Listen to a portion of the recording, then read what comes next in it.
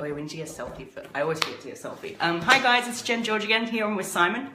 If we pause and smile, I can screenshot that later. And basically today we're going to be chatting about Nabo, all the stuff that Simon's been doing and how he got involved with this amazing startup, or I suppose tech company now, who are working out of WeWork, if you can't tell from the awesome digs behind us.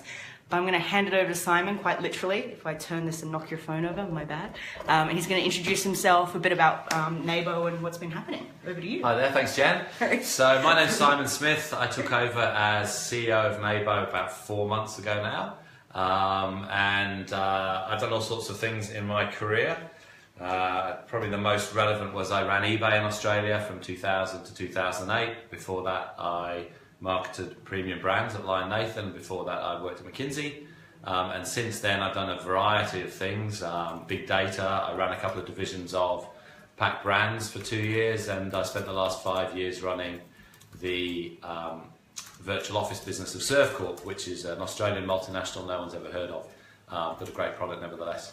And after 5 years I decided it was time to get back into an online pure play, and so I defined what I wanted to do along 3 or 4 things. I wanted to be an online company. I didn't mind whether it's B2B or B2C because I had experience in both. I wanted to obviously have technology at the core, and I wanted it to have a lot of data. And so when I was introduced to Nabo by one of my old contacts from the eBay days, Danny Gilligan at Reinventure, Nabo fitted those criteria perfectly, and as I investigated the business I was impressed by both the metrics that I saw and the success models from overseas, and also just the fundamentally exciting and positive nature of what we're building here, which is we are aiming to build a local social network for Australians. So a way for people to connect with their neighbours. The neighbours are people that they don't know, but we believe they would like to know. So 70% of Australians say they want to know their neighbours better, yet only 11% of them are actually friends with their neighbours on their existing social networks. So the idea of Nabo is that we connect people with their neighbours and their neighbourhoods, and then wonderful things happen. That's awesome. Just in time. Oh, sorry. I might put that there. So, how long have you been with Nabo now? You weren't listening. 4 months. No, sorry. That's early days, so it's okay. My attention span doesn't still have plausible deniability, just about. How long is that going to last you? Okay, about another 2 weeks. Fair enough. I hope someone's watching from the Nabo team. So now that you've kind of hit the ground running, we hope, what is the focus then for the next sort of 6 months to a year for Nabo? So we've got 3 things that we're focusing on. Obviously to continue to grow the size of the community. So we recently welcomed our 250,000th Australian onto Nabo, so that's very exciting. Yeah. We are continuing to focus on bringing interesting, locally relevant content to our members. That content's either generated by themselves, but we're also have got relationships with councils, community organisations, and other government and charities who have locally relevant content. And then third, and related to the second, is we're also starting to sell advertising to monetize the site. And our focus there will be advertising that is relevant to people as they engage with their communities around them. Wow, that's cool. So if you're doing, that means you'd be able to get quite, like literally in suburb by suburb level, being able to be very granular with your advertising. Yes, so in theory we can actually advertise at not just the street level, but the household level, but we're obviously starting off with the suburb level. So we think that gives advertisers a pretty unique ability to micro-target.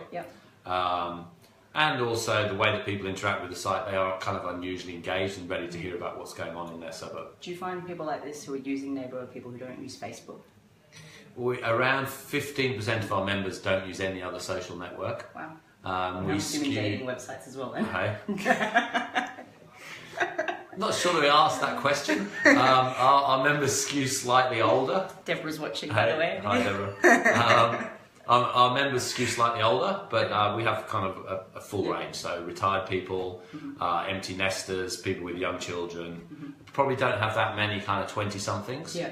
Because we believe that people begin to engage with their neighbourhood when they settle down. So people are much more likely to own a home, they're more likely to live in a house, they're more likely to spend time around their neighbourhood rather than kind of running around the city going to nightclubs. We don't go to nightclubs. Fair enough. And so, I mean, two-sided marketplace technically, right? We're trying to build a community. How are you scaling on both sides to keep that density? People talk about two-sided marketplaces, and they talk about my old employer eBay as a two-sided marketplace. Sure. But when I started at eBay, we just thought of the members. Yep. So a member could buy or sell. And I think that's the way that we're thinking about Nabo. You know, we've got obviously a lot of neighbours would just look, but in the end, we would like everyone to participate in terms of asking questions, responding to questions, selling things, buying things. So I wouldn't think of it as a two-sided marketplace at this stage. Yeah. It definitely is a community. So the more people who are engaged, the more value there is in a neighbourhood. Yeah. And so now, not only do we have 250,000 Australians on the site, we've got 16 suburbs with over 500 members, and over 500 suburbs that have 1,000 members in their surround. So what getting point real. does it hit that tipping point then when you get, what's the sort of number that you need at a suburb for it to really start taking off? We think, from our own experience and talking to sister businesses around the world, that we're not technically related to, but we've built good relations with them.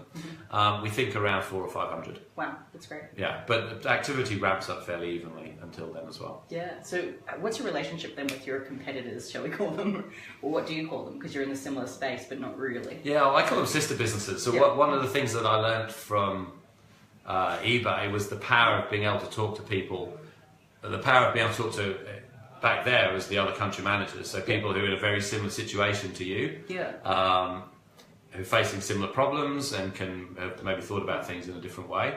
Obviously here we're an Australian business focused on Australia, but we've got relationships with the guys in Germany who are doing a similar thing. We've got great relationships with the guys in New Zealand who've done an excellent job over there.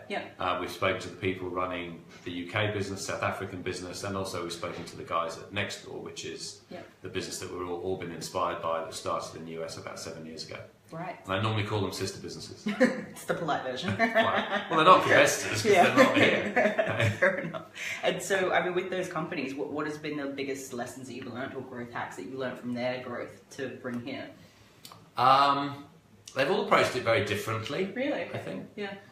The guys in New Zealand have done a great job of building a very close relationship with a media company over there, and they've leveraged that excellently. And I think they've probably got the best metrics of any of our sister businesses around the world. The guys in the US have taken a kind of classic Silicon Valley venture capital funded approach, very long runway. They've been going about 7 years, and they've taken the classic kind of grow in a handful of areas and grow out from there. So we've tried to be inspired by both of those. Find a smart way in the middle. Is there a massive growth hack? I think we're finding that people are keen to engage, but we're not at the level where we've become a habit yet. So the more opportunities we have to remind them to come to the site, something's interesting's happened in your neighbourhood, come and have a look, we're seeing kind of great return on that. That's awesome. And so with the business that you're trying to get off the, or I suppose scale to become a household name, become that habit, how do you as a leader, I guess, guide your team to kind of keep, not to knee-jerk their way through that? You know, because it's quite easy to go, shiny light, let's go that way. That's what they say about me, actually. No, I think... You're the shiny light? Or? No, I see the shiny lights and run after them. Two things. One is I think you have to lead by example of using the site. I think that's really, really important. How often do you use it? Easily every day. Yeah, cool. How often? I don't post every day, probably every couple of weeks. So you have to use the site, and every time you use the site, you get an idea, like this happens, that happens, have you noticed this? So just being very, very engaged with your product. And then coming from a kind of a big data consulting background, I'm a huge believer in just the value of analysis and seeing what's working now and really drilling down into that rather than making a guess. But I do also think that has to be balanced with one of the great things of running an online business, which is it might not seem so when you're running one, but compared to running something like a division of Pacific Brands, it's very easy to change it and test it, and you can see very quickly whether it works or not. Definitely. So there's an element of like, let's not sit in a room arguing about whether something's going to work, let's just try it. And what sort of parameters do you set up? I mean, from your much larger business experience, obviously you'll approach something very different to some of the first year startups who, if they make a mistake, it's $1,000. How do you balance that between kind of creating that space where your team can kind of try lots of things out, test it, completely stuff it up, and then it's okay, versus that structure? Well, we still have to have structure because our bottleneck is essentially the size of the development team, so we can't just throw things up all the time. As every startup. So we need a degree of discipline, and it's just about trying things and then being completely over, is this working? Like obsessively going every morning, checking the metrics, is this happening, is that happening? No, it's not. If it's not, let's talk about it. Let's not be ashamed or embarrassed about it. It's nothing wrong to have tried something and failed, but let's take it on the chin and see if we can learn from it. That makes sense. So with that, how do you create that culture and make sure you, as you're growing your team as well, that you're not losing that? I mean, we're a tiny team. I guess when I was at eBay, we started with a tiny team, we built a big team. You have to live it, you have to demonstrate it, and also you have to talk about it.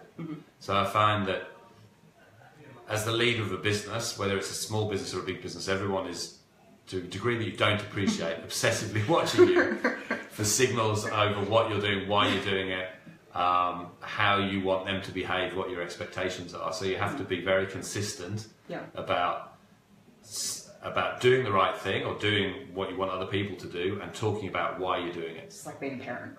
It's a bit like being a parent, but it's much easier than being a parent. Yeah. Because you can leave at the end of the day. Your kids are going to be fine. I'm sure they're fine. Cool. So then how do you attract the right talent? Because by the sounds of it, your team really directs the business. At Nabo, I've been lucky because the team I inherited is really good. Yeah. I'm very impressed by them. Did you hear that, Nabo? You hear that? They're not listening, so they didn't tell them this is on. They're tagged in it now. So. Okay. I think in my previous business experience, it's been a question. I mean, a lot of it does hinge on if you're trying to recruit great talent.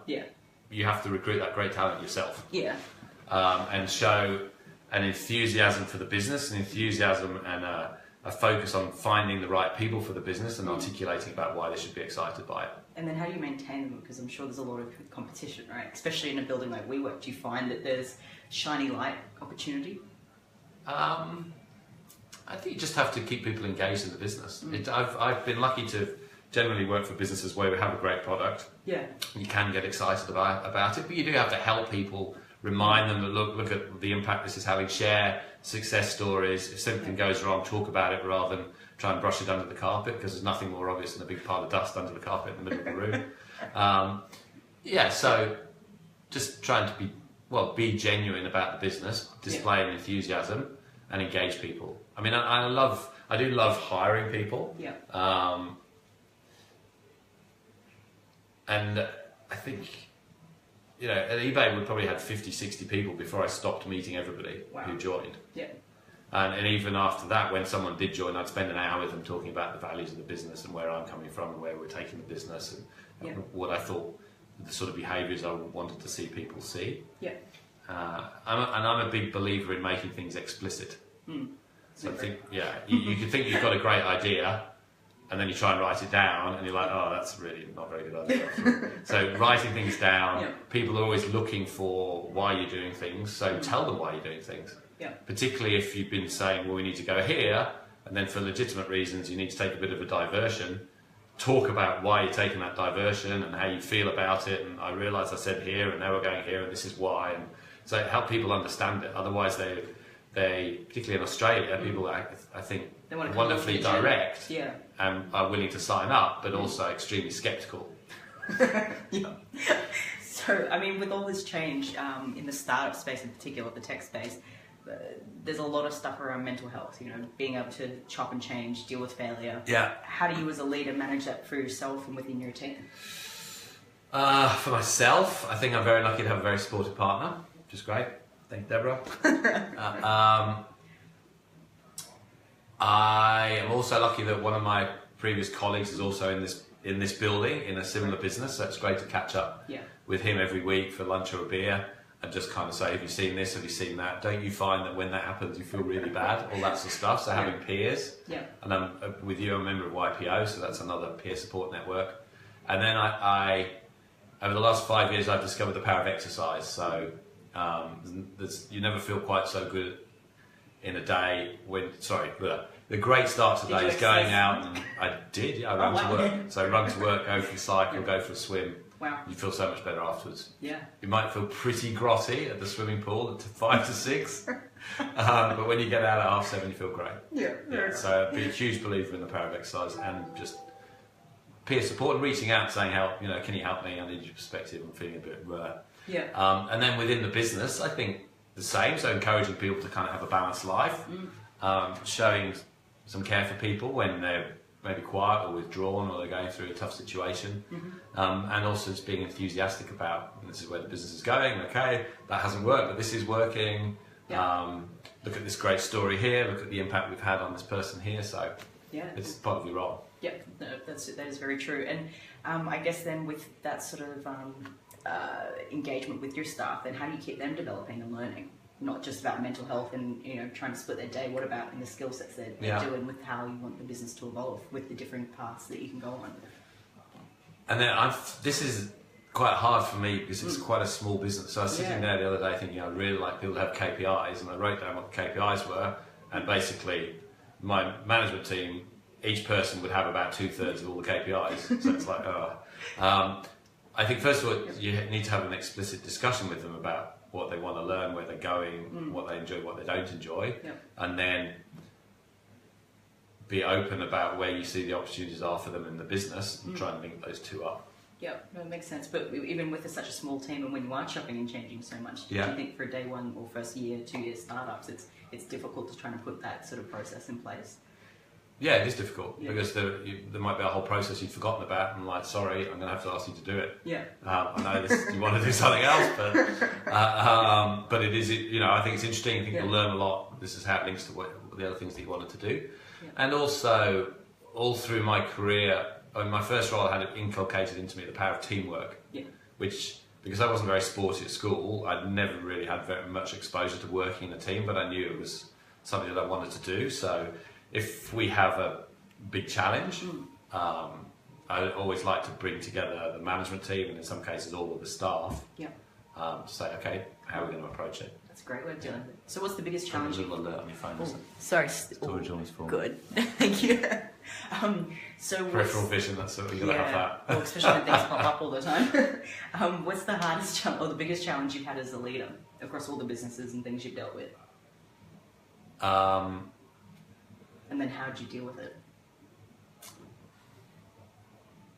I think there were, as a leader, I think the biggest challenge was at Pack Brands, where I was running a division that, when I inherited it, consisted of, it sounds like an exaggeration, but it was 3 or 4 businesses that were competing with one another on innovation, sales, pricing, everything. They were like cutting, tooth and claw competition against one another. Wow. And I sort of had to work out whether that was a sensible thing to happen, and surprisingly it wasn't. And then to merge them, and that involved some very, very difficult decisions with people who've been in some of those businesses, in some cases for decades, very wedded to the businesses, and found it very difficult to change. So I had some very, very, very hard conversations there. Fair enough. And then how did you deal with that, like as a person yourself, separate from the business, going through that time? You're having to tell people they can't, they're going to have to finish up. They've been there for 10 years. It's a tough conversation. Yeah. Firing people full stop is always a tough conversation. Well, the tougher conversations were when you can't tell somebody. Yes. Because they're asking you and you can't say whether or not the decision has been made or it's not the right time to say. Yeah. I think once you've made it, so you kind of have to hold back, and you're desperate to help them because they need some closure. Yeah.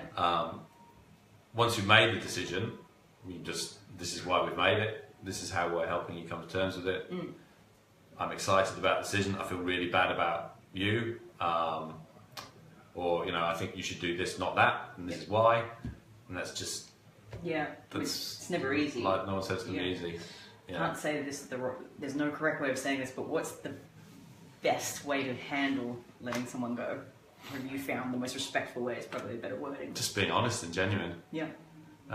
When I was at eBay, we originally had a customer support team based in Australia. We were very, very close to them, and we learned a huge amount about customer experience by virtue of the fact that we were sitting next to the customer support team. And then they were moved over. The team was moved over to Vancouver. And firstly, we were able to kind of create a very, very cost-effective expatriate deal for some of them, so we could seed the Vancouver team with guys from Australia, so that was great. But other people we had to let go. And we managed to let them go in such a way that we actually hired some of them back later. Oh, that's great. Yeah, so I think just explain why you're doing it and make sure you look after people as well as you can. And you don't... There's been a handful of times in my life where I've kind of been too aggressive after my own interests, and that 25 years later I still feel like a clench in my stomach when I remember them. So, you know, you've got to be able to look at yourself in the mirror every morning. And treat people how you want to be treated as well. Yeah. Fair enough. That is a tough one. And what do you think the next big challenge is for Nabo over the next sort of 6-12 months to kind of get where you want to be? I think continuing to grow, because it's we're providing a channel for people to advertise at a very local level. For us to grow that channel, it would be really great if we could advertise at a local level. We can't. So there's innovating around what our growth channel should be. We've got some great media partners, so we want to work with them more closely as well. Understanding the right dynamic around the community and connecting them to the content and getting them to produce more content, I think is really interesting, practical and intellectual challenge as well. And then advertising. So I don't, despite the fact I've worked in a number of online businesses, I don't have an advertising sales background. We don't at the moment have the ability to hire someone to do that. So it's a question of learning, me and the rest of the team, learning this whole new industry, which is going to be our revenue stream. Definitely. And what do you think corporates' roles are in the startup tech space? I think they are to be great shareholders and give their investee companies lots of free promotion. Is somebody listening? I don't know. I've worked in corporates that have been desperate to innovate. It's incredibly hard. I think nearly all of the cases of successful innovation come from a corporate buying a company that's already successful, or being a shareholder in a company that can grow to success. People that think that they can grow, kind of entrepreneurs, or grow a new business from within the shell of the existing organisation of another business, I think are killing themselves. So how do you think more corporates kind of get involved? Is it straight up investing? Is it starting accelerators external to their own company? You know, is it getting involved in the existing co-working space? What do you think? Or is it a bit of everything? You know, how is it going to get there? I think it's a bit of everything. It's trial and error.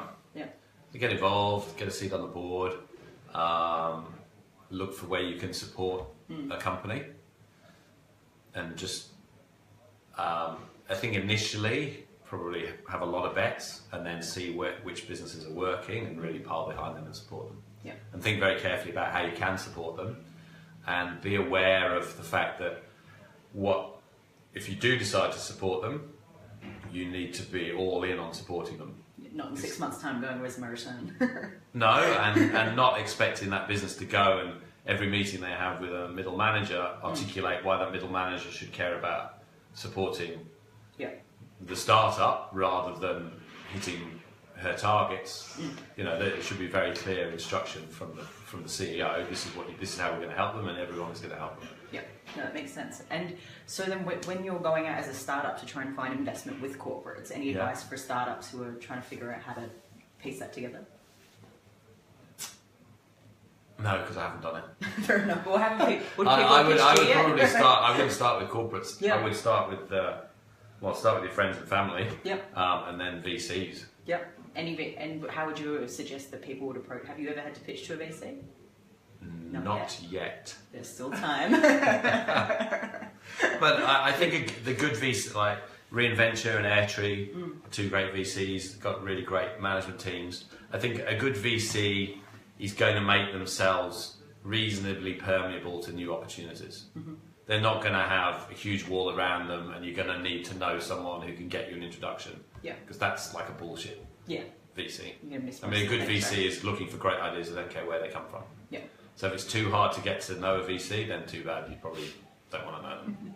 So just go to the website, submit an idea. Just hit them up. And so what would be your biggest piece of advice to anyone who's thinking about starting a startup or going to work for one? I think starting one's very different from going to work for one. I think starting one, you need to be insanely excited about your idea. So I was lucky to be on the board of a company that we sold it to Telstra last year. Congratulations. Thank you. It was great. Yeah. But I think, but for the CEO and his near insane enthusiasm for the business, the board would have closed it 2 or 3 times over the previous 3 or 4 years. Wow. So it's just like, but you need a mad passion for your business. Yeah. Now, working for a startup, I think is a bit different. You've got to be mad. Firstly, if you're working for a startup, you've got to really believe and like the CEO and believe in his idea, but you've got less at risk. Yeah. I think there is. Do you think it's important people do that first before doing their own, or do you think it doesn't really matter? I don't know. There's some very successful founders who've never worked for anybody other than themselves. Yeah. Because they satisfy the first criteria very well. You've also got to be really lucky. Yeah. It's got to be a great idea, and it's got to be a great idea at the perfect time. The right team. Yeah, right. yeah. And just it's like scoring a hole in one. Yeah.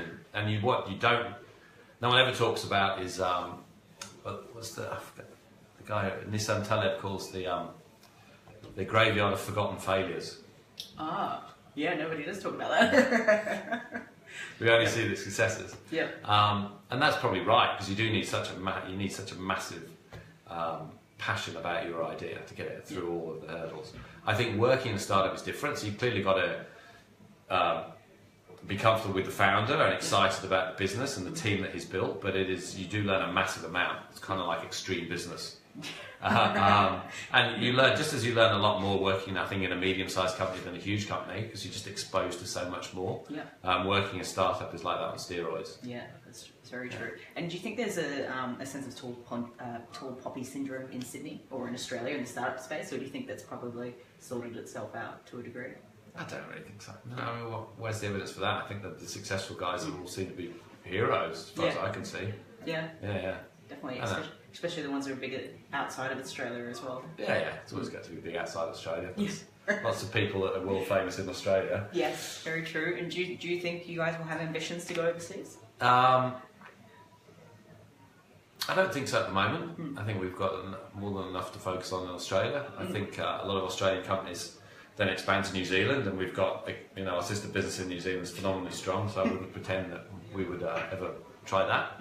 And then the UK, I think, another classic Australian beachhead is too far away and is not as similar as it looks. And then looking at Asia, my experience from the eBay days of Asian businesses and Asian online consumers is they behave in a completely different way to Australians. So I'd be cautious about stepping overseas at this stage. Do you think something like eBay, if it was started today, would be as successful? Something like eBay. Yeah. Well, online marketplace. Well, do you know what I mean? Like, was it just the right time, the right place? And with everything was that. Yeah. People, when I was at eBay, people were getting online just to join eBay. Wow. Yeah, that was why they got an internet connection. Really? Yeah. But it'd be. I mean, there's a lot of different varieties of eBay that go under different names now. So Airbnb is a similar thing. I think eBay is. As someone pointed out, a lot of people made a lot of money from eBay. Yeah. But you have to look at it now and say, given the number of other two-sided marketplaces, or particularly ones that start as consumers to consumers, eBay missed so many of those. So many boats. Which, that's a shame. Yeah, definitely. Especially because they seem to have, like Gumtree, which has the housing space in it with Airbnb. Yeah, Airbnb. Yeah, like eBay invented the feedback mechanism, right, which is at the heart of Uber and Airbnb. Yep. I mean, Airbnb is basically eBay for. If you take out the auction piece, and eBay removed that fairly early on, Airbnb is eBay for space. Yep. And you're seeing, and I think it's interesting because when I was at eBay, it was like, well, we're going to own everything, even in the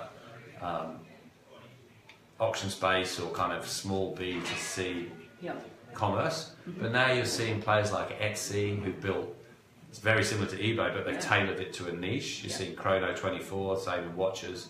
So I think they're beginning to demonstrate that you can compete with a platform player. Yep. And what do you think changed in the eBay business that it missed, or didn't happen in the business that it missed so many boats? Quarterly earnings focus. Fair enough.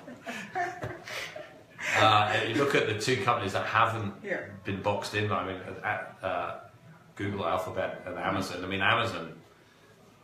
I don't think they've ever really made more than $100 million profit. They've just plowed everything back in. They've never had a quarterly earnings focus. They've always said we're building for the long term. Yeah. And now it's one of the most valuable companies in the world.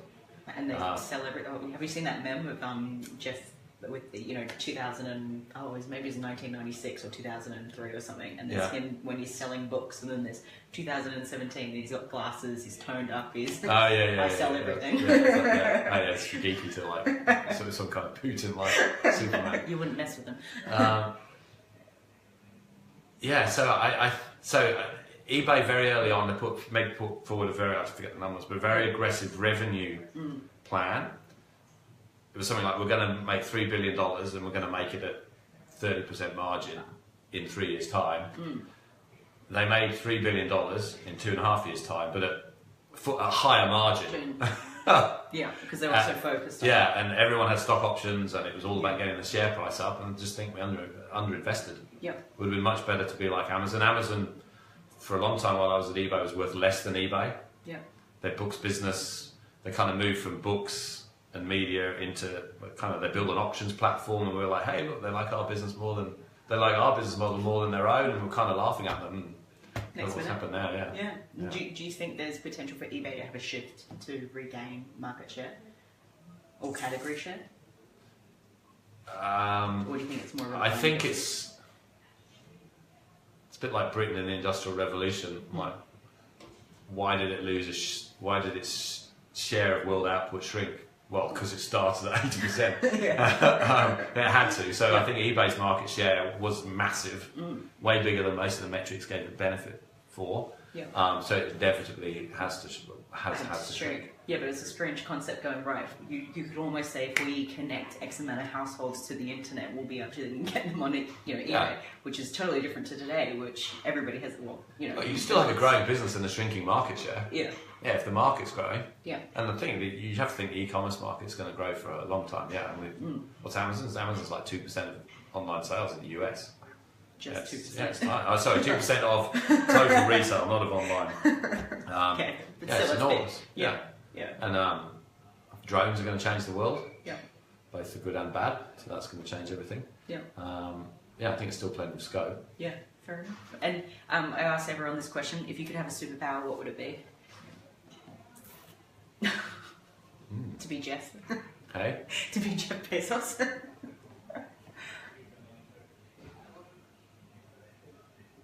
Perfect self-control. Ooh. Okay, that would be a superpower. Haven't heard that one yet. Well, thank you very much for letting me harass you on a Friday afternoon. Thanks very much. Guys, we'll see you next time. And I have to actually double check who the next one is. But stay tuned, check out my Facebook page, and you can RSVP to the next one. Go to nabo.com.au and sign up and start interacting with your neighbourhood. You'll feel better for it. Thanks, guys. Bye.